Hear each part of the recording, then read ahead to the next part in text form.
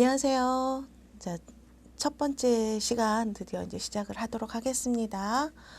먼저 우리 역사 속에서의 이제 지금까지의 그 청소년에 대해서 어떻게 지칭되어 왔는지, 인식되어 왔는지, 그리고 어떻게 이어져 왔는지 그런 부분을 차분히 살펴보는 시간이 되겠습니다. 먼저 학자들이 청소년에 대해서 어떻게 정의를 하는지 그 부분을 살펴보는데요. 먼저 우리 귀에 많이 익숙하죠. 아리스토텔레스는 우리 청소년을 어떻게 정의를 했는지 한번 살펴보도록 하겠습니다. 이 아리스토텔레스는요, 청소년기를 성인에 비해서 불안정하며 인내심이 부족하고 그리고 자기 통제가 어려운 시기로 인식을 하였습니다. 그리고 인간의 성장기를요 7년씩 3단계로 구분을 했습니다. 그래서 1에서 7세까지는 유아기라고 하였고요. 그리고 이제 8에서 14세까지를 소년기라고 하였고 15세에서 21세까지를 이렇게 청년기로 구분을 하였습니다. 그래서 인간의 성장기를 3단계로 구분한 학자는 아리스토텔레스다. 이렇게 알아두시면 되고요.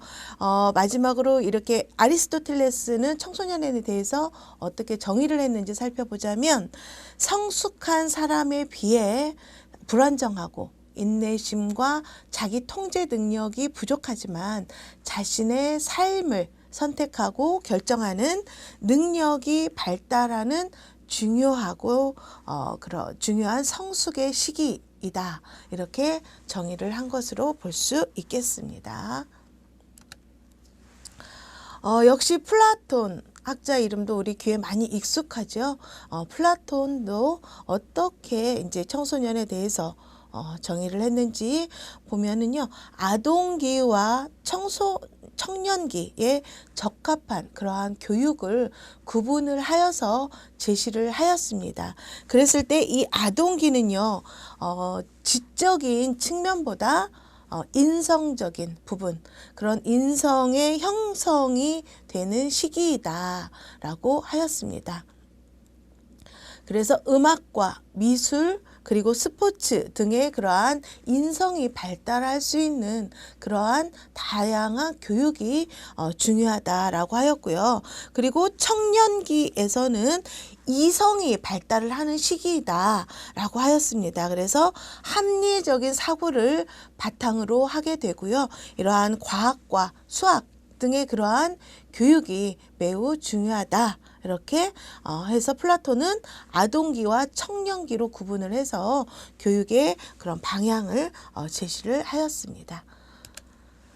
다음은 이제 루소입니다. 루소는요, 18세기에 우리 이러한 청소년에 대한 개념이 올바르게 정립된 시기이다. 이렇게 했고요.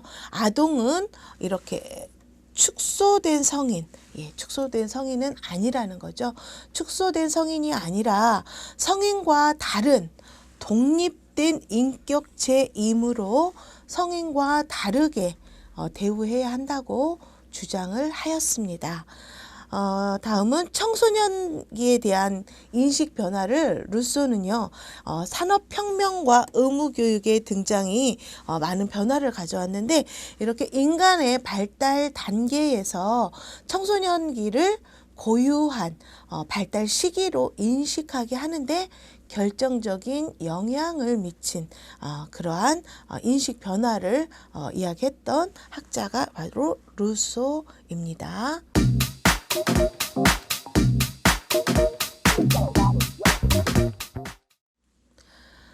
다음은 현대에서의 그럼 청소년은 어떻게 인식이 되어 오고 있는지를 한번 살펴보도록 하겠습니다. 자, 조금 전에는 역사 속에서 우선 학자들이 정의하는 그 내용에서 살펴봤고요. 이번에는 현대에서는 그렇다면 청소년을 어떻게 인식하고 있는가 보았을 때 첫 번째, 이상적인 청소년상과 그리고 청소년에 대한 사회의 이중적인 메시지가 있다라고 보았습니다. 어떤 것들이 그러하냐 하면 대다수의 성인들은 청소년의 독립성을 소중하게 생각하면서 한편으로는 그 청소년들의 그러한 그들의 삶에 대해서 자율적이고 유능하게 의사결정을 할 수 있을 만큼은 성숙되어 있지 않다라고 고집을 하고 있는 그런 이중적인 잣대가 있다라는 것이죠. 자, 그런 의미에서도 최근에 뭐 청소년의 참정권의 연령을 낮추자 이런 부분에 대해서도 그들이 자기 나름대로의 판단을 하여 결정을 해서 현재 그 현실의 그 정치 참여가 가능할 것인가 이런 거에 대한 찬반이 굉장히 뜨겁게 일듯이 이렇게 그들의 독립성을 소중하게 생각하지만 한편으로는 자율적이고 유능하게 올바른 판단을 할 수 있지 않을까, 할 수 있을까라는 그런 이중적인 메시지가 있다라는 부분이고요. 또 두 번째는 청소년에 대한 사회의 성적 메시지는 특히 더 양면적인 성격을 많이 지니고 있다. 그래서 여기서는 뭐 또 남성과 여성 이런 부분의 차이에 대한 메시지를 이야기하고요. 세 번째로는 청소년들의 법의 기준으로 봤을 때 법은 청소년들의 음주나 흡연 그리고 기타 약물 사용을 금지하고 있습니다. 이렇게 성인들은 청소년들의 약물 사용을 강도 높게 비난을 합니다. 하지만 그 비난을 하는 성인들이 약물 사용을 하고 있다라는 그러한 이중적인 잣대라는 게 있습니다. 청소년이어서 약물 사용을 하면 안 되는 게 아니라 이러한 이렇게 좀 그 기타 약물 사용이나 그런 것들로 인한 부정적인 사회적인 영향들이 있기 때문에 꼭 청소년뿐만이 아닌 성인들조차도 이러한 약물 사용이나 음주나 흡연은 좀 자제가 되어야 된다라는 메시지를 던져야 되는데 우리는 되지만 성인은 되지만 청소년은 안 돼라는 그러한 이중적인 잣대에 대해서 말씀을 드리는 것입니다. 그리고 이제 네 번째로는요. 사회는 청소년들에게 성인기에서의 그러한 성공을 위해서 교육과 지식의 발전을 촉구한다라고 합니다. 그래서 그 잠자는 시간이 줄어들고 학습 시간이 이렇게 늘어나면 나중에 결혼해서 결혼하고 취업하고 이러한 부분들이 인생의 어떤 성공을 가져온다라는 그러한 그 좀 이중적인 메시지를 전달하는 그런 차원에서 사회는 청소년들에게 성인기에서의 성공을 위해서 교육과 지식의 그러한 발전을 촉구하고 있다라는 부분에서의 그러한 이중적 메시지를 이야기를 했던 것입니다. 다음은 청소년 발달의 복잡성과 사회, 문화적 맥락이라고 있는데요. 첫 번째는 이 부분에 대한 설명을 보면은요, 문화는 세대에서 세대로 하나의 세대에서 또 하나의 세대로 계속 전달되는 그러한 특정 집단의 행동 형태입니다. 그리고 신념이죠. 이런 것들이 그 밖의 모든 산출물들이 이러한 문화로 나타나는데 그러한 청소년 발달의 복잡성과 그러한 사회 문화적인 맥락이 서로 이렇게 연결고리가 되어서 발전해 나가는 그런 부분이 있다라는 부분을 이야기하는 것이고요.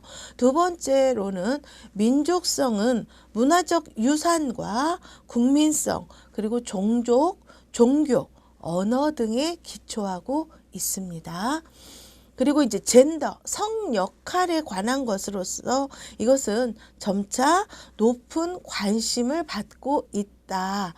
이렇게 하는 부분에 있어서의 이 청소년 발달의 복잡성과 사회 문화적인 맥락에 대한 연결고리에 대한 설명을 드린 것입니다. 다음은 세 번째로 현대에서의 청소년은요, 우리나라 한국의 사회 변화 속에서의 그러한 청소년들이 어떻게 이루어지고 있는지를 보면은요, 이 청소년들의 지금 그 한국 사회, 우리나라 사회의 그 굉장히 다양하고 빠른 변화들, 사회 변화들이 있는데요.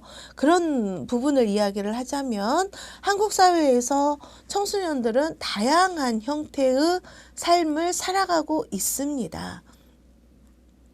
두 번째로는 근대화가 진행되면서 대다수의 청소년들이 고등학교에 갈 수 있게 되었습니다.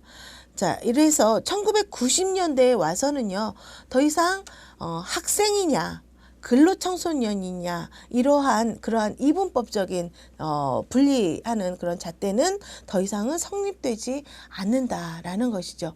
왜냐하면 이제 그 가정에서의 그 학교 생활은 아니지만 그러한 학습을 통해서 뭐 검정고시를 본다든지 여러 가지 그러한 것들이 많이 이루어져 있고 또 이렇게 그 무조건 학교를 다니는 학생과 일을 하는 학생 이러고는 아니라는 거죠. 다양한 형태의 청소년들이 있습니다. 그리고 이렇게 그 고등학교는요, 예전에는 중학교 졸업까지는 많이 했지만 또 고등학교에는 못 가는 지역들이 또 많이 있었거든요. 그런데 지금은 거의 고등학교는 뭐 무조건 거의 가고 그 다음에 대학교도 이제는 거의 가는 시대에 도래하고 있습니다.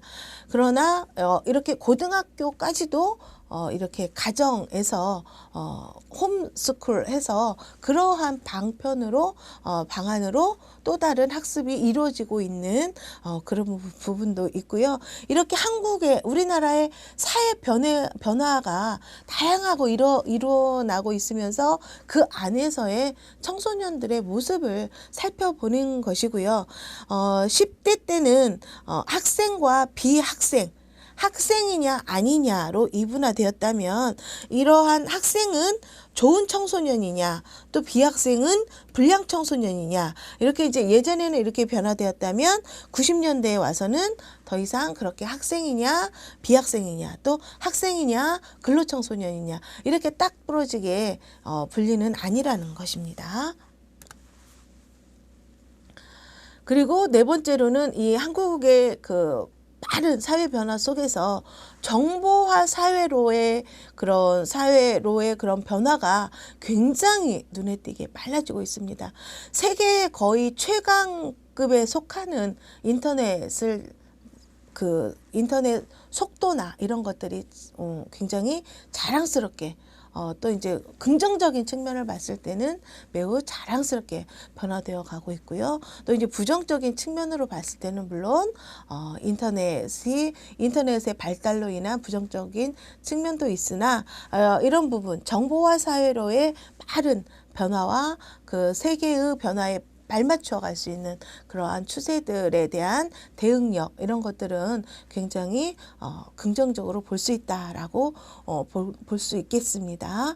그리고 이제 다섯 번째는 고용 불안과 취업 스트레스라고 해서 이렇게 지금은 고용이 굉장히 불안정한 왜냐하면 그만큼 경제적인 성장이 지금 굉장히 어려워지고 있기 때문에 고용을 하는 업주 입장에서나 이런 부분들이 굉장히 어렵기 때문에 고용에 대한 불안과 그리고 또 이제 취업을 해야 되는 우리 청소년의 후반기 정도에 있는 후기 청소년들은 그 취업이 되지 않는 것에 대한 스트레스가 어마어마하다라고 할 수 있습니다.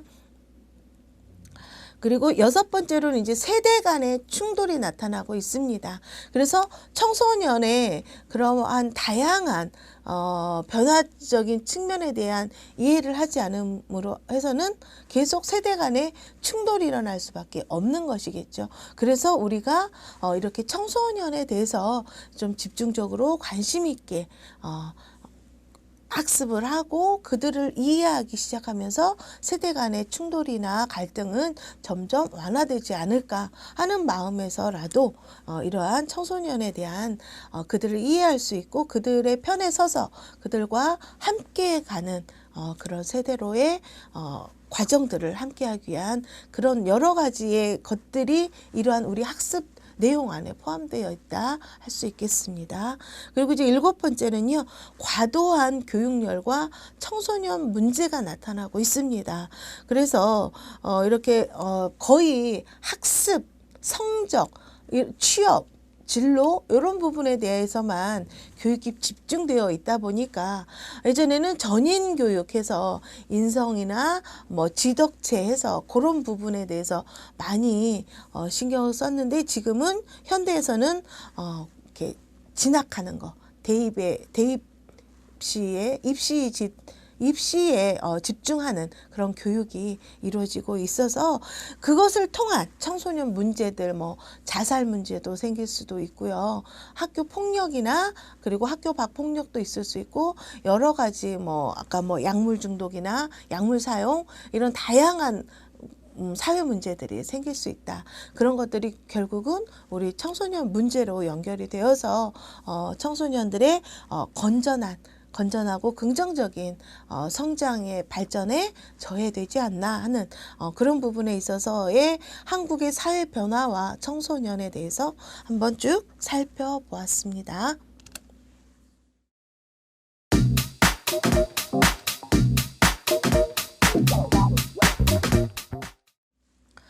다음은 이제 청소년의 개념과 정의 그리고 호칭, 특성 좀 이제 여러 가지를 하나로 묶어서 쭉 정리를 해보도록 하겠습니다. 먼저 청소년이란 어떤 것이냐 아까는 역사 속에서 그 우리가 많이 익히 듣고 있었던 뭐 아리스토텔레스나 플라톤이나 루소나 이렇게 학자들의 정의를 살펴보았다면 우리가 이제 청소년은 누구인가 라는 그런 개념 정의부터 제대로 다시 한번 해보기 위해서 이제 이 페이지를 준비를 했고요. 과거에 동양에서의 청소년은 어떻게 했냐면요. 이렇게 청소년이라는 단어는 등장하지를 않았지만 그 시기에 해당하는 연령대를 언급을 하였습니다. 그래서 10대와 20대에서는 배움과 결혼을 강조했던 그런 시기가 있었고요. 논어 위정편에서는요. 나는 나이 15에 학문의 뜻을 품었고 등등 이렇게 해서 이렇게 사람이 태어나서 10년이면 유라고 하며 이때부터 배우기 시작한다. 그리고 20세를 약이라 하며 비로소 갓을 쓴다라고 해서 이것은 얘기라는 책의 공례편에 나와 있습니다. 그래서 이렇게 과거 동양에서의 청소년에 대한 정의를 살펴보았습니다. 그렇다면 이제 그 전체 세계적으로 유엔에서의 청소년은 어떻게 정의를 했는지 살펴보면은요. 15세에서 24세의 그러한 연령의 집단을 유스라고 해서 하나의 범주화를 시켰습니다.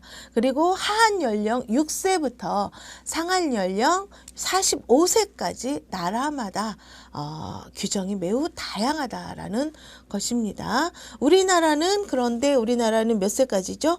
9세에서 24세까지죠. 그러니까 45세까지 청소년이라고 보는 나라도 있다라는 것입니다. 우리나라에서는 9세에서 24세까지입니다. 다음은 우리나라에서의 그러한 청소년 정의를 또 각 법령에서 한번 살펴보는데요. 청소년 기본법, 그리고 청소년 활동진흥법, 청소년 복지지원법에서는요. 9세 이상, 24세 이하라고 해서 가장 우리 청소년의 가장 최상위법인 청소년 기본법을 중심으로 해서 9세 이상, 24세 이하로 규정을 했고요. 그리고 이제 청소년 보호법에서는요. 만 19세 미만입니다. 그래서 단 만 19세에 도달하는 해의 1월 1일을 맞이한 자를 제외한다. 그리고 아동 청소년의 성보호에 관한 법률에서도 여기에서는 이제 만자가 빠졌죠. 여기는 이제 19세 미만이고요. 이 부분은 같은데요. 이게 왜 이렇게 이 부분과 이 부분이 왜 다르냐면은요. 여기에서 이제 전체적으로 청소년에 대해서 다양한 혜택과 그리고 뭐 또 그 활동에 대한 지원을 많이 해준다면 또 뭐 복지 차원에서의 그러한 증진의 역할까지 정부에서 하는 부분을 한다면 이 부분 청소년 보호법과 아동 청소년의 성보호에 관한 법률 등등등 이렇게 이제 법률적인 부분 해석이 필요한 부분에서는 우리 청소년을 어쩌면 규제를 하고 그리고 보호를 하는 그런 차원에서의 법률이다. 그런 차원에서의 연령 제한이다.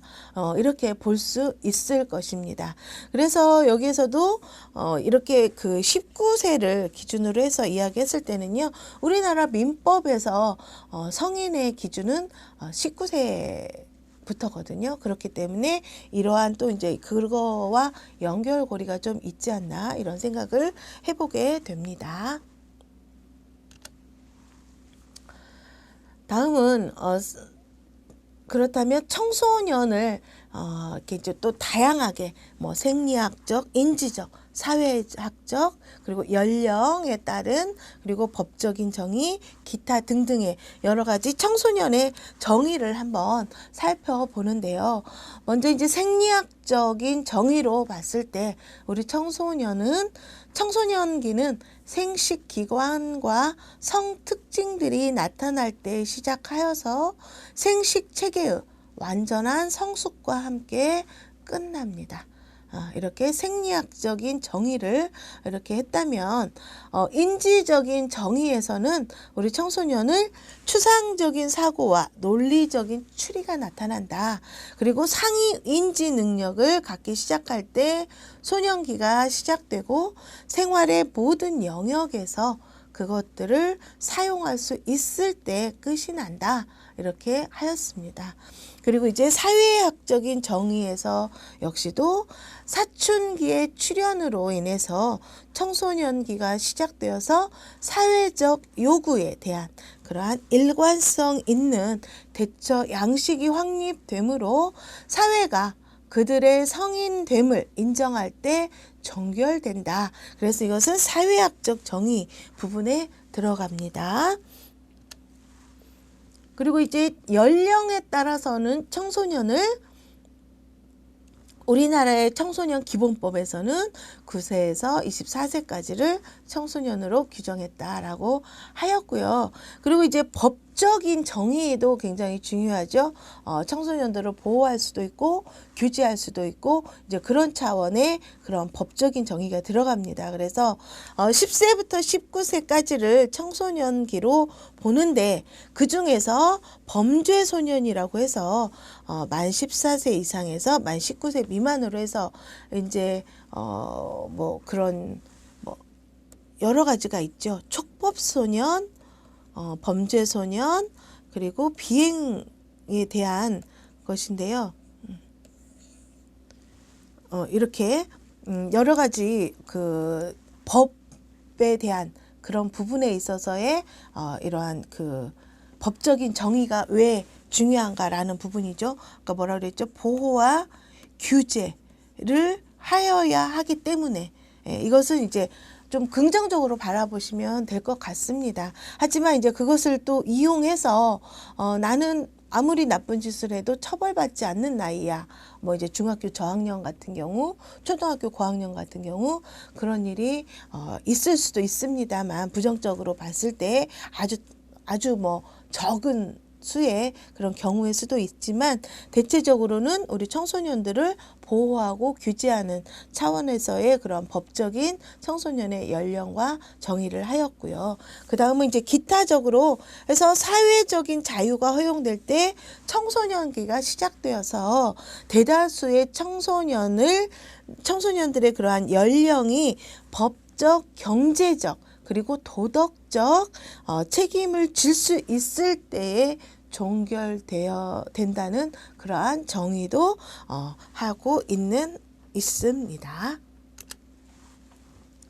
다음은 이제 청소년기의 개념을 일부 원시 사회에서는요. 고유한 통과 의례를 거치면 성인으로 받아들여진다라고 하였습니다. 그리고 사회학적인 정의에 있어서는 고등교육의 확대로 재학기간과 이렇게 학교를 다니는 재학기간과 직업훈련기간이 연장됨에 따라서 청소년기는 점차 길어지고 있다라고 해서 청소년기의 전체적인 개념을 아주 이게 이제 협의의 의미죠. 이런 식으로 살펴보았고요. 우리 이제 청소년을 그렇다면 어떻게 불렀는가 그 호칭에 대해서도 한번 살펴보고자 합니다. 아돌레센트라는 그런 호칭이 있어요. 그래서 뭐 청소년 관련한 뭐 연구소나 학회나 뭐 이런 또 뭐 단체 이름이나 이런 데서요. 이 아돌레스라는 걸로 해서 그 학회 영문 이름을 넣기도 하고 유스라고 해서 넣기도 하는데요. 보통은 현재는 이제 유스라는 많이 쓰지만 이게 결코 틀린 말이 아니라 이 말도 자연스러운 청소년에 대한 호칭이다라는 것이고요. 청소년기 연령층을 집단화했을 때 아돌레센트라고 하고 심리학자 홀의 저서에서 아돌레센스를 통해서 등장을 했습니다. 그리고 라틴어 동사 아돌레스케어에서 유래를 했고요. 이 뜻은 성장하다 그리고 성숙에 이르다 미숙한 그러한 상태를 벗어나는 과정이다. 이렇게 이해를 하시면 될 것 같습니다.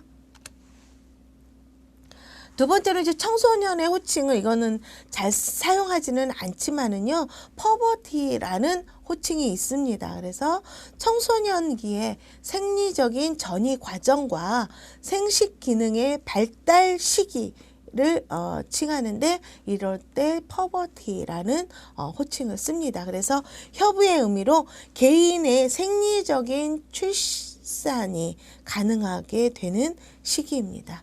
그래서 이런 생리적인 부분, 생식기능 이런 부분을 이야기했기 때문에 생리적으로 출산이 가능하냐 아니냐 이걸로 이제 구분을 했고요. 그리고 이제 광의의 의미에서는 성장기 소년과 또 노소에게 나타나는 광범위한 그러한 신체적인 변화의 시기를 지칭할 때 퍼버티라는 청소년에 대한 호칭을 사용하기도 합니다. 다음은 유스라고 해서요. 이제 현재 가장 많이 사용하는 호칭입니다. 그래서 후기 산업 사회가 시민들에게 높은 수준의 교육적 성취를 요구함으로써 창출된 새로운 성인 주기이다라고 볼 수 있고요. 그리고 이 유스는 청소년들의 자율성, 책임성, 권익 옹호, 참여, 그리고 시민성 강조, 성인으로서의 전이 과정, 그리고 사회적 관계망, 또래 그룹과의 문화 양상에 근거한 시기적 특성을 상징하는 개념이다. 이렇게 볼 수 있겠습니다. 그래서 유스는 가장 많이, 뭐 꼭 중요한 건 아니고요. 가장 많이 사용을 하는 그런 호칭입니다. 유스. 그래서 뭐 많이 사용을 하고 있다라는 점. 그리고 이제 티네이저라는 호칭도 많이 사용하고 있습니다. 티네이저. 그래서 1950년대에 그러한 소득 증가와 책임 감소에 따른 다양한 소비 형태를 중심으로 지칭되는 용어입니다. 그리고 이제 10대들의 소비 성향, 패턴, 음악, 영화 등의 그러한 대중문화 양상과 라이프 스타일을 함축하여서 상징하는 그러한 호칭들을 티네이저라고 합니다. 이렇게 지금 계속 아돌레센스, 뭐 유스, 퍼버티, 티네이저 이렇게 다양한 청소년 호칭에 대해서 살펴보았습니다. 다음은 청소년기의 이제 특성, 특징에 대해서 살펴보는데요. 먼저 과도기입니다. 과도기는요, 미숙한 아동기에서 어때요? 이렇게 성숙한 성인기로 옮겨가는 그러한 시기를 이야기를 하고요. 신체적, 생리적, 그리고 심리적, 사회적 측면에서의 이중적인 특성들이 다양하게 나타나고 있습니다. 그래서 이제 그 과도기라는 말로 표현을 하고, 그 다음에는 이제 질풍노도기라고 이렇게 또 사용도 하죠. 이런 때는 청소년기 특성에 대한 홀의 규정이 있죠. 그래서 부모와의 갈등과 심리적, 정서적 불안정, 그리고 위험 행동이 나타날 수 있는 그런 질풍노도의 시기, 그래서 질풍노도의 그러한 반응들이 나타나는 그러한 특징이 있습니다. 다음은 이제 심리적 이유기인데요. 자아를 찾고 자기 가치를 발견을 하고요. 독립적인 자아 형성에 대한 욕구가 생겨나죠. 그리고 부모로부터 벗어나서 친구나 또래 집단에 관심을 갖습니다. 그리고 이제 셀프 아이덴티티 해서 정체감, 자아 정체감을 형성하고요. 자신의 판단하에 행동하는 이런 것들이 나타나는 것을 이제 심리적 이유기라고 하였고요.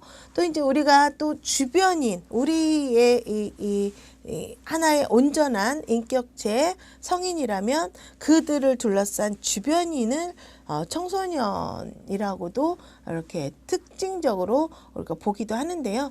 아동과 성인의 경계에 놓여 있지만, 그렇게 좀 전에 이렇게 주변에 놓여 있다라고는 하지만 이들 역시 엄밀히 말하면 하나의 독립된 존재이다라는 부분을 인정을 하셔야 될 것 같습니다. 그리고 이제 보호 통제의 해제와 그리고 성인 의무 면제의 지불 유예 상태라는 부분에 대해서도 특징이 나타나고 있죠. 그래서 주변인이라고도 합니다. 그 다음은 제2의 탄생기라고도 하지요. 그래서 주체 발견, 그리고 형성의 시기, 성인기 진입을 위한 이행 시작, 이런 부분에 대해서 주체적인 나를 발견하고 형성을 하는 그런 것들이 시기적으로 나타나는 제2의 탄생기라는 부분입니다. 그리고 정신적인 독립의 시기라고 해서 독립적인 대인 관계를 구축하는 그런 시작점이다. 그래서 제2의 탄생기다. 이렇게 청소년기의 특징을 설명하고 있습니다. 이렇게 청소년기의 특징을 전체적으로 어떻게 했어요? 과도기와 질풍노도기, 그리고 심리적 이유기, 그리고 주변인, 제2의 탄생기, 이렇게 여러 가지 특징을 이야기를 했는데요. 이렇게 그 청소년기의 특징을 다시 한번 우리가 이제 곰곰이 되뇌어 볼 필요도 있겠습니다. 그래서 뭐 질풍노도이기도 하지만 우리는 청소년 지도사입니다. 청소년 지도사로서 우리는 청소년 지도사이지만 또 청소년 지도자라고 그러죠. 이 청소년 지도자는 청소년 지도사를 포함한 청소년 상담사, 그리고 뭐 청소년 행정, 이제 청소년 육성에 관련된 일을 하시는 분들을 전부 청소년 지도자라고 하였거든요. 이 청소년 지도자는요, 이런 청소년기의 특징을 굉장히 이해를 잘 해서 그들을 이해하고 그들의 항상 그러니까 청소년 편에 서서 청소년의 입장을 한 번 더 긍정적으로 변화될 수 있도록 그 입장을 청소년에 서서, 청소년 편에 서서 그들을 이해하려는 그런 것들이 필요하다. 그런 부분입니다. 그래서 단순히 질풍노도를 이야기하는 게 아니고 굉장히 그 미성숙한 존재에서 성숙된 성인기로의 그런 그 과정 속에서의 청소년기라면 하나의 독립된 주체로서 인정을 하고 그들의 문화도 인정을 하면서 새로운 문화를 창출할 수 있게끔 도와주는 것도 우리 청소년 지도자의 역할이 될 수도 있을 것 같다라는 생각을 해봅니다. 그렇기 때문에 청소년 지도자로서 예비 청소년 지도자로서 현재 공부를 하고 계시니까 예비 청소년 지도자로서 우리 청소년의 특징과 그리고 그들의 특성을 잘 이해를 하고 파악을 해서 좀 더 긍정적인 방향으로 성숙되어 갈 수 있도록 발전해 갈 수 있도록 도와주는 그런 청소년 지도자가 되어야 되는데요. 그런 것들이 다 이제 이 육성이라는 내용 안에 들어가는 것입니다. 그래서 청소년들이 활동이나 뭐 복지 차원이나 뭐 유해 환경 이런 것들로부터 모두 보호해서 청소년들이 균형 있게 성장 발전해 가는데 우리가 지원해 줘야 된다. 그런 부분을 그리고 이제 정책적으로 어떻게 제도적으로 마련하고 있으며 그것이 실행되고 있는 현재의 그런 상황에 대해서도 한번 되짚어보고 그리고 이제 좀 더 발전시킬 정책 또 아니면은 새로운 정책 제안 등등 여러 가지 것들이 있을 것 같습니다. 그래서 이렇게 여러 가지의 청소년의 개념과 정의와 호칭과 그리고 특징, 특성에 대해서 살펴보았습니다. 이제는 청소년의 인구인데요. 우리나라 이게 2016년 5월에 발표한 그 내용입니다. 그랬을 때 우리나라 총 인구에서 청소년의 인구는 18.5%를 차지한다고 합니다. 이것은 그 2015년도에는요. 19%였었거든요. 그런데 2016년도에는 18.5%였습니다. 그렇다면 이게 점점 가서 뭐 2040년, 50년에 가면 어떻게 될까요? 굉장히 더 많이 줄어들고 있겠지요. 왜 그러냐 하면 갈수록 우리 청소년들이 이제 좀 더 성숙이 되면서 성인기로 가서 이렇게 이제 고용 불안과 아까 뭐 취업에 대한 어려움, 취업 스트레스 이런 것들로 인해서 결혼을 기피하고 그리고 또 뭐 그 자녀 출산에 대해서도 기피를 하게 되는 그런 시대가 조금씩 되다 보니까 이렇게 이제 점점 출산이 줄어들면 당연히 청소년의 인구, 아동의 인구, 청소년의 인구들이 점점 줄어들고 있겠죠. 우리나라에서 법률적으로 규정을 했을 때요. 아동은 18세 미만입니다. 18세 미만. 그리고 아동 청소년이 이게 이제 같이 나와 있어요. 이게 또 어떤 법령에 있는데 이거는 19세 미만이에요. 19세 미만. 그런데 우리나라 청소년 기본법에서는 어떻게 돼 있어요? 24세까지거든요. 24세까지. 그래서 이런 게 우리가 그 청소년들을 좀 더 광범위하게 보고 24세까지 보고 그들을 위한 정책적인 육성을 위한 그러한 정책적인 제도들을 살펴보는 그런 의미에서의 그리고 새로운 정책 제안을 통해서 더 그 균형 잡힌 성장을 할 수 있도록 하자는 차원에서의 과목이다 보니까 이러한 인구 문제까지도 같이 염두에 두고 볼 수밖에 없겠지요. 다음은 이제 청소년 인구인데요. 청소년 인구 역시도 아까 그 전 페이지에서 보았다시피 이렇게 2016년이 다르고 2015년이 다르다고 했습니다. 그게 여기에 있는데요. 이렇게 쭉 점점 내려가죠. 그래서 2060년도까지는 이렇게 점점 내려가고 있다. 이건 이제 예상치인데요. 점점 내려가고 있습니다. 그렇다면 우리 청소년들이 고민하는 문제는 무엇일까?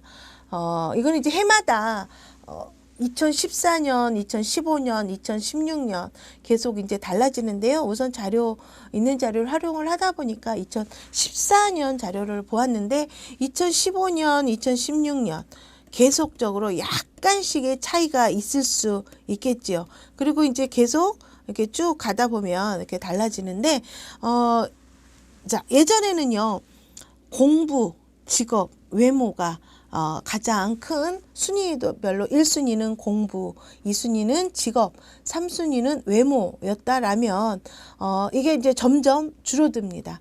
그래서 어쩌면 직업에 대한 고민이 가장 높을 수가 있고요. 그리고 외모가 또 가장 높을 수가 있습니다. 그만큼 이제 그 학습에 대한 또 이것도 정책적으로 어떻게 할 것인지 계속 달라지고 있으니까 이렇게 청소년이 고민하는 문제 그리고 이런 것들은 물론 청소년의 인구 변화와도 정비례할 수밖에 없다. 이렇게 이제 연결되어서 함께 고민을 해볼 수밖에 없다. 왜냐하면 성인이 되었을 때 출산율이 낮아질 수밖에 없기 때문에 생기는 여러 가지 것들이 있겠지요. 이제 어쩌면 나중에는 공부가 필요할 수 없을 수도 있습니다. 그러니까 우리가 생각하는 공부는 학습, 그러니까 뭐 국어, 영어, 수학 그러한 공부를 이야기를 하는데요.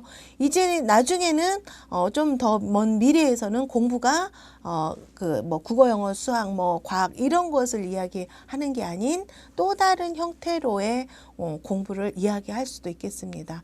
다양한 청소년들의 체험 활동이나 이런 것들이 공부가 되었으면 더 좋겠고 그런 것들을 통해서 내가 하고 싶은 직업을 찾으며 삶의 질을 향상하는 데 도움이 되는 그런 공부가 이루어질 수도 있겠고 이렇게 굉장히 서로 유기적으로 긍정적인 발전들이 이루어질 수 있었으면 하는 차원에서 고민하는 문제가 무엇인지까지 한번 살펴보았습니다. 이제 여기까지 이상으로 이번 시간 수업을 마치도록 하겠습니다. 수고하셨습니다.